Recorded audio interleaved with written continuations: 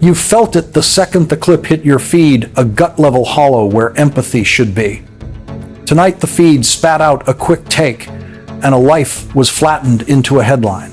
I do this for a living. I watch how narratives bleed into bullets and how platforms sharpen our worst instincts. But even I will say this plainly, we failed the first test when we stopped seeing the wounded person and started counting points for our team.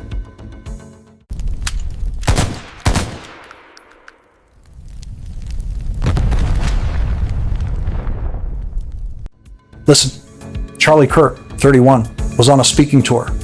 He was set to appear at Utah State University. Before he even set foot on the campus, more than 1,000 signatures demanded he be shut down. That number is a symptom, not policy. It reveals fear. The fear a microphone can puncture the easy story you tell yourself about the world. You can bar a door, and the unsettledness will wander elsewhere. Banning a voice doesn't erase the questions. It trains people to look for the next spectacle instead of the next argument. If you've watched his stage work, you know the format. He invites disagreement, steps toward it, and tests ideas out loud. That makes people nervous. When your identity is scaffolded on untested certainty, public scrutiny feels like exposure. And when institutions forget how to host conflict civilly, the vacuum fills with theater, shouting, pushing, and cancel culture in body bags. I've seen it on campuses before. When the muscle memory for civilized argument atrophies, the next thing in line is spectacle. Spectacle is easy to monetize. Civility is not. Twitter, or whatever the feed is tonight, did what it always does. Before the bleeding stopped, the frames were chosen. The man became a prop for headlines. The speed of that framing is the clue. When grief is rationed out to slogans before a fact is checked, you're watching an industry at work, not a community mourning. Content machines turn trauma into clicks. Algorithms reward outrage. Outrage rewards reach. Reach rewards careers built on division. So does that make us innocent? No. We all fed the engine. We all got a small hit of dopamine and kept scrolling. Here's the harsh truth. If you think a bullet settles a debate, you're confessing the bankruptcy of your argument, not the strength of your case. Ideas die to better ideas, patient persuasion, and repeated clarity, not to muzzle flashes. We revere the shortcut, but the old work still matters. Slow, steady persuasion that respects the person across from you. That's the craft we stopped practicing. And yet, this is not a partisan tally. The spiral touches everyone. Since 2016, the temperature has climbed. 2017 was a wake-up. By 2021, the numbers had more than doubled. 1 in 5 Americans, by some polls, say political violence could be justified. Put 5 ordinary people at a table and odds are one of them entertains force over argument. That is a national mirror we keep averting our eyes from. So what do we do next? Do we let the story be mined for trophies, or do we make a different choice tonight? Patience over performance, neighbor over narrative. What happens when the clip that flatters your team arrives before the facts have had a chance to breathe? The next move matters more than the last one. Look back across the decades, and you'll see the scars we never fully allowed to heal.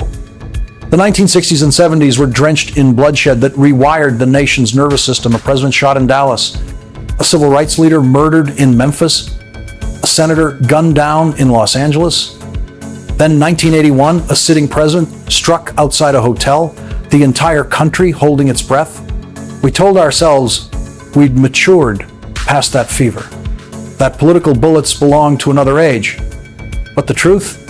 The fever cooled, then the room warmed again, and contempt was waiting to catch flame. Here's the lesson too many ignore. Contempt doesn't stay rhetorical. Language curdles. Call your neighbor a monster long enough, and someone will treat the word like a warrant. It's happened before, and it's happening again. The platforms we built to connect us discovered something sinister. Fury travels farther than empathy. Engagement rewarded rage. Rage delivered reach. And reach minted celebrities out of outrage. Add anonymity and echo chambers, and you have a factory producing contempt on demand. That factory runs day and night, turning real grief into dopamine and dopamine into division. The whistleblower documents from 2021 proved it. Outrage wasn't an accident, it was profitable. Graphs smiled when fury spiked, and smiling graphs kept the lights on. No conspiracy needed. The commandment was simple: keep them online, no matter the cost. But what's the cost? Broken trust. A culture where algorithms amputate our patience. A place where we mistake performance for courage. History should have taught us better, but history is only a teacher when we listen. Tonight proves again how fast violence leaps from metaphor to muscle. 1,000 signatures on a petition don't make a man dangerous, but they set a stage. They harden a mood. And when institutions forget how to channel disagreement into argument, the spectacle draws those who are bored of persuasion and hungry for dominance. That's when glass breaks. That's when fists fly. That's when someone pulls a trigger. Convinced the debate ends there. Do not fall for the binary war that's about to launch by morning. One camp will rush to say it wasn't political. Another will rush to blame his words. Some will insist the object, the gun, is guilty. Others will sanctify the cause and pretend the act is secondary. That script is stale, but the industry knows it works. Policy wars will be drafted before the family even wakes to the coldest morning of their lives. I am telling you this. Resist the binary. Resist the smirk that masquerades as bravery. Resist the demand to chant the slogan your side approves. Courage tonight looks like something quieter, harder. It looks like refusing the cheap joke on the edge of cruelty. It looks like holding your own side to the same standard you demand of theirs. It looks like mourning without gloating and condemning violence, no matter where the colors fall. So here's the cliffhanger. If contempt is the fever we never broke, what will it take this time to finally bring the temperature down? Or are we going to let the next act be written in blood all over again? Bring it back to tonight, right here, right now. Numbers matter, but the person matters more. Behind every headline and every hot take lies a human being whose breath was stolen, whose family will wake to a silence they never expected. A life is not a prop. Yet watch closely by sunrise. This horror will be drafted into policy wars. The script is already written. Some voices will insist the object is to blame, not the will. Others will say the will is sanctified by the cause, not the act. That's the binary. It's cheap, it's lazy, and it's poison. You and I have a harder duty. Resist the warm bath of certainty. Don't let your timeline trick you into thinking cruelty is courage. Don't buy the lie that silence equals complicity just because you refused to parrot the approved line. Real courage is saying no to the clip that dehumanizes. Real strength is refusing to staple the worst sins of a fringe member onto every face you oppose. Real citizenship is leaving the door open for arguments instead of barricading it with petitions, hashtags, and broken glass. And here's where the work starts. Language first.